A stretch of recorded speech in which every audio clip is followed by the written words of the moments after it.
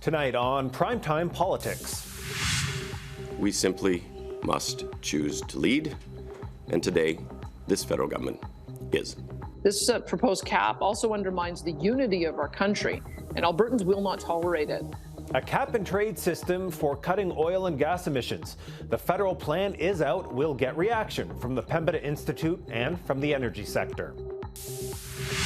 It was a farce and a joke. Marathon voting, tension at committee, and a probe of the House Speaker. Our political observers weigh in on a heated week in Parliament. And the pressure continues for a promised bill to fight online hate. What will be in that legislation, and why the wait? Two questions I'll ask the Justice Minister, Arif Virani. This is Primetime Politics. Hello, I'm Andrew Thompson, in for Michael Serapio tonight. The federal government wants a cap-and-trade system for cutting emissions in the oil and gas sector. The goal, a 35 to 38% reduction from 2019 levels by the year 2030. Today's framework would also let companies buy carbon offset credits or pay into a decarbonization fund. The draft regulations are expected by springtime, with final regulations in place by 2025. The federal energy minister is calling it a cap on pollution and not a cap on production.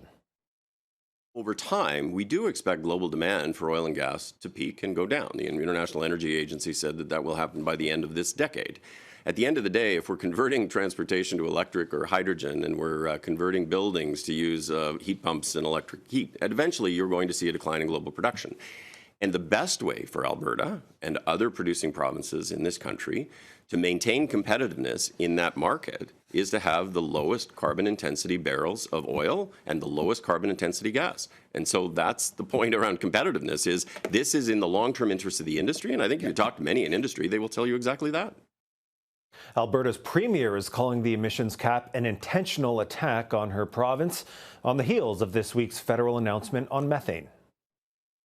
No question that if they continue on this path, it will end up with court. And I think in court, and I think we will win. We have now seen the federal government lose two cases at the federal court level because they continue to use their jurisdiction as a pretext to invade ours. This is not cooperative federalism. I would ask them to read the court decisions again.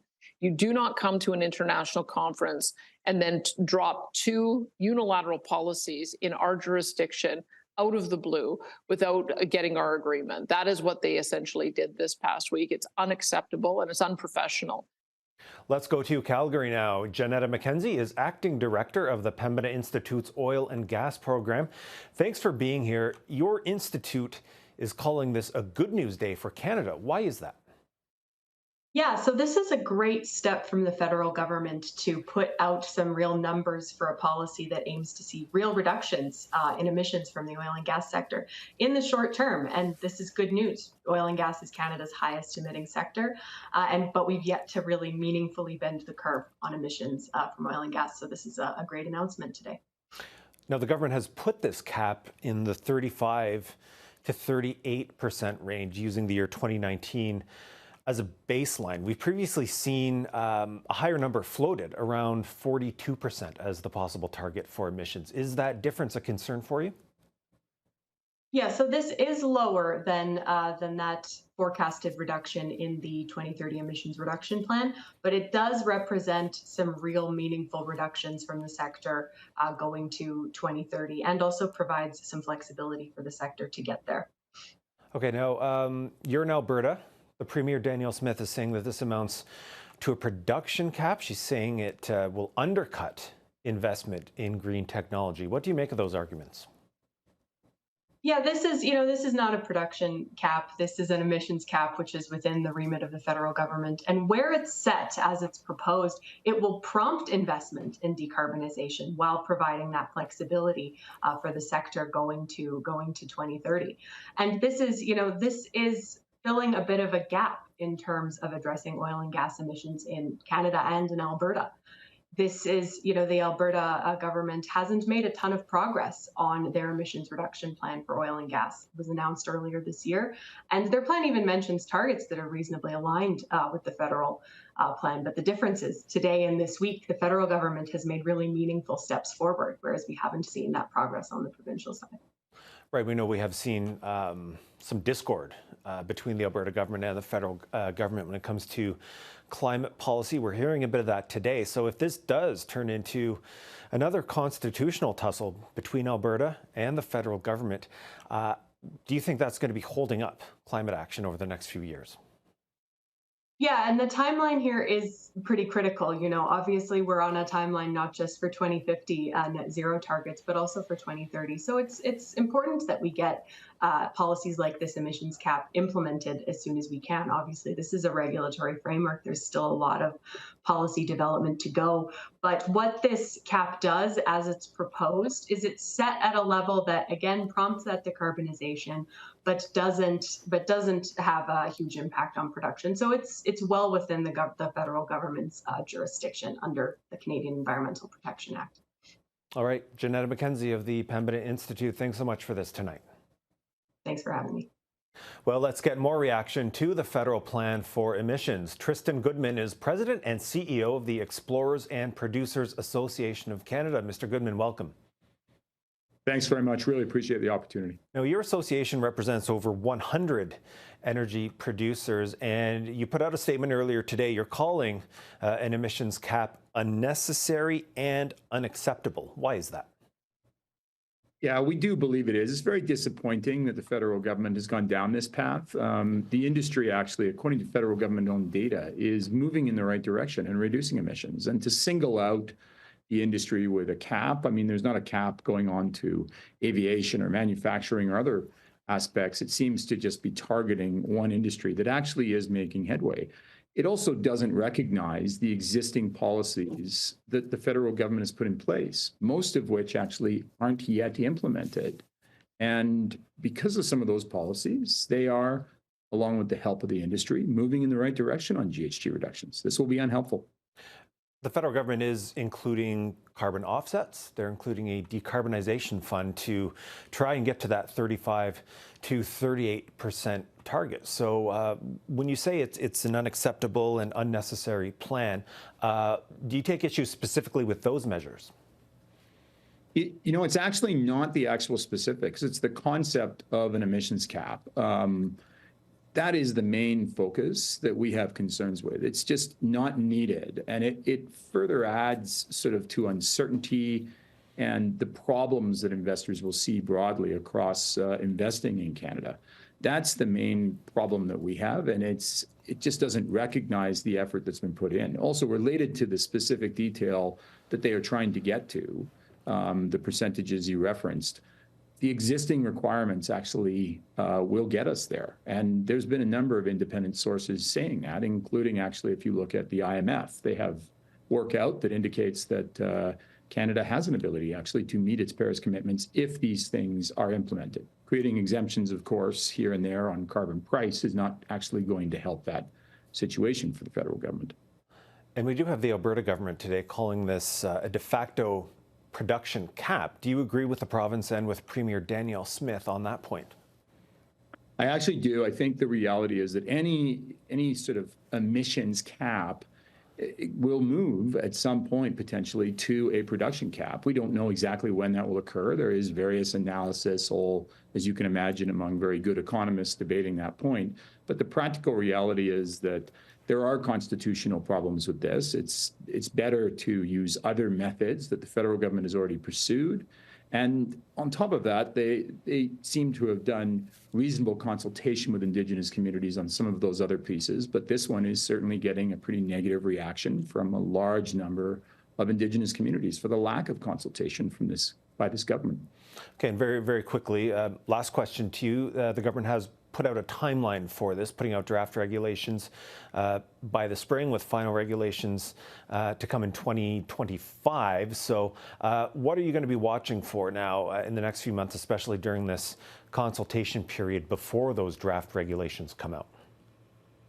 So despite the negative implications here around business affordability and generally across Canada, we are going to continue to work constructively with the federal government, and we'll be evaluating those specifics as it goes. So there are various things that have to be worked out in there despite disagreement, and we'll watch also what other governments do in the coming few months.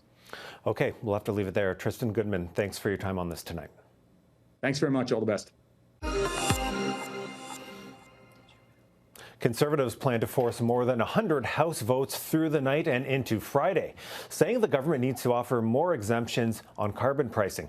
Now, this follows a long, tense meeting at the Natural Resources Committee last night, with Conservatives bringing forward thousands of amendments to the Sustainable Jobs Bill. And I often hear Conservatives get quite righteous around tables like these about being silent. I have the floor. So for me to make my first comment of the evening and be told by Mr. Brock I should shut up because he doesn't want to hear any more from me, paraphrasing.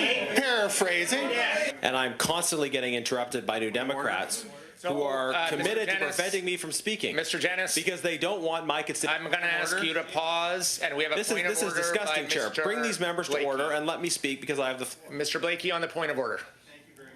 All right, well, let's talk about that and more. We've got our weekly panel of political observers in studio. Susan Smith is principal with the Blue Sky Strategy Group. Jordan Paquet is a senior consultant with the Blue Sky Strategy Group. And Anne McGrath is the NDP's national director. Jordan, let me start with you. We're seeing these Conservative delay tactics on government spending and on that Bill C-50 at the Natural Resources Committee. What is the political calculation that Mr. Poilievre and his advisors are making here? Sure. I mean, look, I think it's definitely to keep the pressure on, keep the House in longer so they can continue to talk about issues like the carbon tax and issues that matter to them. I think, the filibuster goes back a long time in parliamentary history. I mean, we saw the NDP use it as well back in 2011 for bills they didn't like with Harper. So it's just one of those things. They can't keep them in the House forever, but it's certainly something they'll use to drag it out a little longer. Yeah, and Susan, as Jordan mentioned, it's not the first time we're seeing an opposition party use a filibuster, use delay tactics on something they're opposed to. We've heard the Prime Minister calling it a stunt, calling it a fundraising ploy. But do the headlines on all this about carbon pricing, about the cost of living, does that just add to the pressure that the Prime Minister and his government is facing right now? I think the stunt it's a political stunt. It's a political tactic. Most parties have used it at some stage or another. I think at this stage of the game, as you're moving into the holidays, Canadians are tuning out on shenanigans on Parliament Hill. If they even bother to pay attention to the fact that they're moving 120 amendments or 20,000 amendments to something, they're going to think their politicians aren't doing the job that they're supposed to be doing, which is trying to get things along and make the country get ahead. So I think at this time of year, it's December, how many days till Christmas? Everybody check your Advent calendar. People are tuning out. Yeah, and what do you think? Where do you think this leaves Parliament right now as we near the end of 2023? As we just saw in that committee, we're seeing it in the House today. There's some tension here. No, there's definitely tension here. I think one of the problems with the Conservative tactic, because it's a tactic, and it's true, all parties use different tactics to, like the one that people keep referring to in 2011 was when the NDP did a filibuster to try and stop a Labour bill that was going to legislate postal workers back to work. And we have a very strong principle against forcing people back to work, against back to work legislation. So we did a filibuster, and I think it was effective because it was it was clear why we were doing it and what we were doing it for. I think the problem with this right now is that it's a bit scattershot. It's a little all over the place. It's like, doing what we just saw in the Natural Resources Committee. Then there's the Ways and Means motions. There's supply issues. It's just like, it's like throwing everything at the wall. So it's very hard to get the message out about what it's about and what you're doing to stop the thing that you think is important. Okay, Jordan, what do you think? Is there a coherent message to all this? Yeah, I think so. Look, I mean, it's just getting to a point in this Parliament where people are becoming frustrated. I mean, committee progress is slowing down. There's certain pieces of legislation that are attempted to be rammed through. So, look, the Conservatives are going to, every chance they get, they're continuously on this affordability message. The more days they have to continue to paint that, that's what they're going to continue to do here. Okay, Susan, I want to turn to the House Speaker, Greg Fergus. Another hot topic in the House this week. The House Procedure Committee has taken over this matter of his speech that he delivered to the Ontario Liberal Leadership Convention last week, and they've got 1 week to report back with a quote appropriate remedy. That's Okay, so what's he in the didn't motion. deliver a speech. Well, it was a video message. A video message. True, a video message. But we do have the Conservatives and the Bloc saying they want him to step down. So how do you see it? Do you see a path forward for Mr. Fergus here? I do. Again, I think this is part of silly season. This is part of the tension that's going on in the House of Commons. I don't think Mr. Fergus should have delivered that video, but I don't, which was initially pitched to him and done as something that we showed in a private gathering to someone who had been a friend and acquaintance for more than 30 years. It got played at the convention. He did not know that, and then that's why we have this discussion around this. He's recused himself from the discussions. The Speaker's removed himself from that, so Parliament can talk about it without him. They're going to go to committee and talk about it. I think that's a good thing to do. And maybe there'll be some new rules that come out that when you're the Speaker, you can't do any of this kind. You can't do any personal videos for anybody and anything in the Speaker's robes. Maybe they'll put some more strict things around it. But Greg Fergus has come in. He's been in the job for 64 days, I think. He's tried to bring back some decorum to the House of Commons. I think the man needs to be allowed to do his job. I do not think this is a fatal mistake. I think this was a very human gesture that got misused and misplayed and has been expropriated, I would say, by the opposition. Okay, Jordan, let me come to you then, because the Conservatives have already been pretty clear on this. They want Mr. Fergus to step down even before the committee starts its study. So if all the committee comes back with next week is some of the measures that Susan's talking about here, and it stops short of actually saying Mr. Fergus needs to step down, what are Conservatives going to say at that point?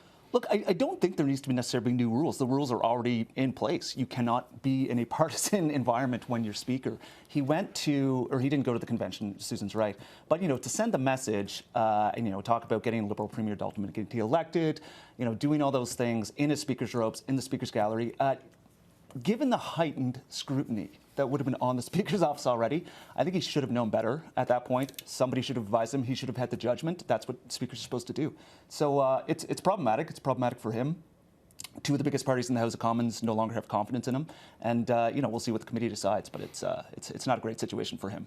And Anne, we've seen the NDP say we want to wait and see what happens at this committee. We want to hear some more information. What are you looking for? What are New Democrats looking to hear from in this study that's going to make them come down one way or another here? Well, I think we need to know, first of all, what's going on in that office. How did that happen? This is not a rookie politician. Greg Fergus has been around in politics, both as an elected and in a kind of a leadership staff role. I feel like it's surprising to me that a mistake of this level would be made in that office. Like in a lot of places, well, almost everywhere, the Speaker doesn't even sit in a caucus, right? So the caucus meetings happen every week. The Speaker doesn't sit in the caucus. In the UK, the Speaker leads the party. Exactly. But knowing that, why would I just find it astonishing that this could have happened. I also find it astonishing that you could do a video when you don't know exactly what's going to be done with it. I think that's very surprising as well. So I think what we're going to be looking for is what happened, why did it happen, what other things are going on, is there anything else? I mean, the trip to Washington and his comments with former Speaker Pelosi in Washington, all of those kinds of things, and what has to happen to make sure that nothing like that happens again. All right, Susan, I'll let you quickly respond, Anne, here, because I know you wanted to get in. The Speaker in the House of Commons occupies a very important role, and they also have a role outside the country. So they do meet with speakers from around the world, and it would be perfectly normal for the Speaker of the House of Commons to go to Washington and meet with present speakers or former speakers. So I don't think that's an important thing to tag Nancy Pelosi versus Paul Ryan or anything like that. He's doing his job in that. I think the committee will do its job. I look forward to the response of the committee. I think Mr. Fergus is an honorable man. He's a trailblazer in his role as the Speaker, and I think he should continue bringing the decorum that he needs to the House of Commons. It's a gong show in there. It's kindergarten on the best day. It's gotten worse. And I like his deafness with shutting off the mics till everybody settles down a little bit so we can actually hear the questions and the answers of what's taking place. Okay, we have a minute left. I want to very quickly get all three of you to weigh in on the federal plan for an emissions cap on oil and gas, including carbon offsets for industry. Alberta and Saskatchewan not happy, as we expected. We don't have a lot of time, but Jordan, we've seen signals that this cap is lower than what was expected in order to perhaps head off any more court challenges over jurisdiction? What do you think? Sure, and just full disclosure, I do some work with the Pathways Alliance, would be affected by this as well. But listen, the irony shouldn't be lost that the minister made this announcement in Dubai, and these are the countries that are going to benefit by production and emissions caps in Canada. So it will drive jobs overseas. Alberta's right to be frustrated about it, and I imagine this will be a long, drawn-out process in court. And Susan, how do you think the government is going to navigate this? Because they're getting criticized on both sides, from industry and from environmental groups. Sure, and no surprise there. And I used to work for a cabinet minister who used to say when they're yelling at you from both sides, you've actually found the middle path on things. This was a campaign commitment from the Liberals to look at oil and gas emissions caps. This is an emission cap. It is not a production cap.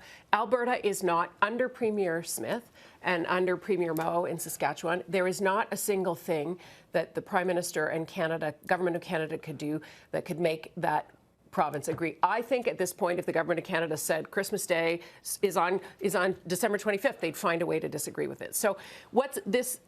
This is a framework that's been announced. There will be opportunity for industry, provinces, stakeholders to continue to feed in, and the regulations will come in about 6 months from now. So I think they're taking the best way forward, given the Supreme Court rulings, and it's focused on emissions caps, knocking down our GHG emissions. All right, and I'll give the last word to you. Are we headed towards another head-to-head clash clash between Alberta and Ottawa? Absolutely. It'll add to the list. I do think, though, that they did make a commitment and they have not fulfilled the commitment. So they have backed off on what they said that they were going to do. And while the oil and gas companies and the Alberta government may be kind of kicking up a fuss about this, I think they're pretty happy about it because they backed off in a pretty substantial way, and they also pushed their deadlines past the point that they need to be.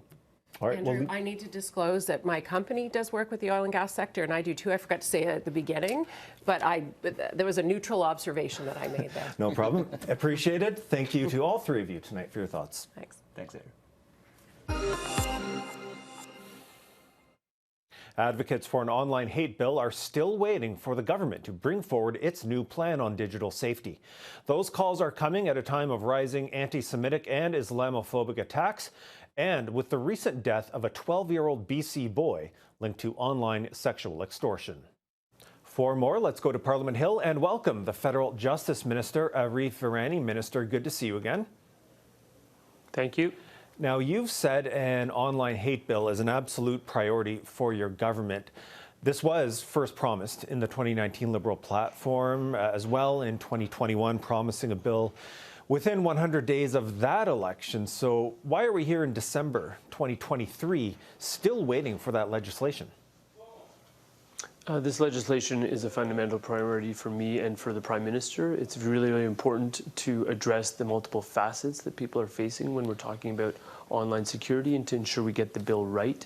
We've been doing extensive consultations on the bill, but it is really critical to ensure that protections that exist for people in the physical world are replicated for the online world, because we know that is where more and more of Canadians are existing in terms of that internet space, that cyberspace. So it's really critical that we get it right, and we're putting in the work to make sure that we do get it right. Protecting Canadians who are victims of any criminality is fundamentally my job. I was pleased to be able to do that with the passage of Bill C-48 on bail reform. This is complementary to that work, ensuring that physical protections are replicated in the online space.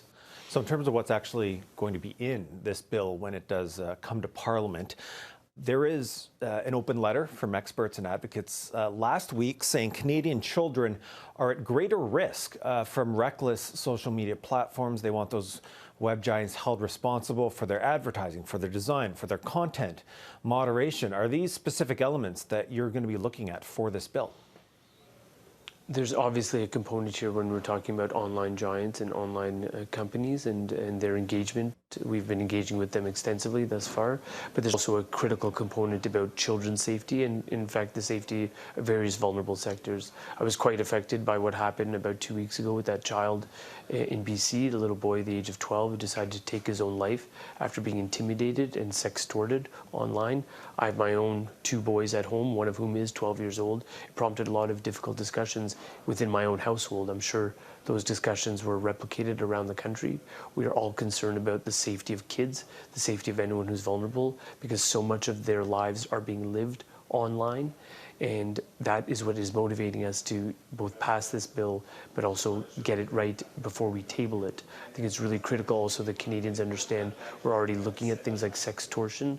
When we made changes to the sex offender registry in Bill S12, which has already passed in Parliament, we included sextortion as a crime for which one would need to be registered under the sex offender registry, recognizing the gravity and the significance of the situation and how predators are preying on our young people. Now, there's been a lot of talk about how measures are going to be enforced. Will you need a new regulator for compelling online companies to take action? So I think what Canadians should understand is that we're guided by a number of different facets. We're guided by things that relate to the criminal code, things that relate to the Canadian Human Rights Act, things that relate to sort of what we've also seen in other jurisdictions. Part of the consultations that were done by the Minister of Heritage previously and currently by Minister Saint-Onge is that they were looking at examples of what's been working and not working in international jurisdictions. So we've been looking at Australia, we've been looking at Germany, France, the EU, to try to understand what works best and what hasn't worked so that we can perfect that and find that correct balance here in Canada that's going to work for and produce the results that Canadians want to see. But I think ultimately it's just about that basic proposition that we've already got protections for people in the physical world. We're trying to ensure that we replicate those protections for the online or digital world. Now, there's also, as you know, a lot of talk about how all this relates to freedom of expression in this country and criticism that measures could lead us down a slippery road towards more censorship. So as you're going through this process of working towards this bill, how are you going to make that balance between public safety and between people's rights to expression? Well, I think the most important thing for Canadians to understand is that freedom of expression is protected in Section 2B of the Charter of Rights and Freedoms. That is something that I'm sworn and duty-bound and oath-bound to uphold as the Minister of Justice. That is always my fundamental priority. It's a hallmark of our democracy. It's what makes us what we are. That being said, Canadians should also understand that we have certain limits on freedom of expression in this country already. We can talk about facile areas such as copyright or patent law, but we can also talk about the protections that protect against hate speech that exist as of right now in our criminal code that have been upheld by the Supreme Court of Canada. So when we talk about are there justifiable limits on freedom of expression, there are in Canada. Those have been upheld by the Supreme Court of Canada. That's important. And we're taking our guidance from the Supreme Court of Canada. What I would say to people is that they ask me, well, how would you define hatred, Minister Virani? And I say to them, it's not my own home-baked definition of hatred. I'll take my cues from the Supreme Court of Canada and what they've decided in jurisprudence. In case law, they've actually said we're talking about detestation and vilification of a person or a group. We're not talking about things that we don't like. We're not talking about insults. We're not even talking about harmful language. We're talking about language that talks about extermination of a group, for example. That's significant. That's what arises to detestation and vilification and crosses that hatred threshold. That's what we're talking about. And we're talking about it a lot right now, given the geopolitical context that we're in. We're seeing a lot of hatred in Canada that's starting to manifest, and it's starting with a lot of hatred that's being communicated online. All right. Justice Minister Arif Virani, appreciate your time on this. Thank you very much. And that's our show for this Thursday, December 7th. I'm Andrew Thompson in Ottawa. Thanks for joining us for Primetime Politics here on CPAC. We'll see you again. Good night.